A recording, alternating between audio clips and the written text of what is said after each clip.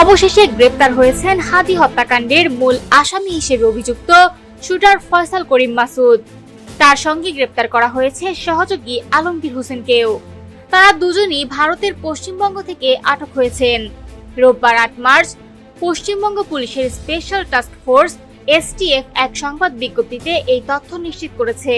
বিজ্ঞপ্তিতে জানানো হয়, শনিবার গভীর রাতে পশ্চিমবঙ্গের উত্তর ২৪ পরগনা জেলার সীমান্তবর্তী বনগাঁ এলাকা থেকে তাদের গ্রেপ্তার করা হয়।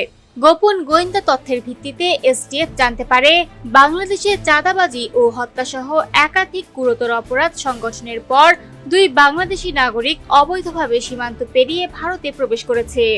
তারা বনগাঁ সীমান্ত এলাকায় আশ্রয় নেওয়ার চেষ্টা করছিল এবং সুযোগ পেলে আবার বাংলাদেশে ফিরে যাওয়ার পরিকল্পনাও ছিল তাদের।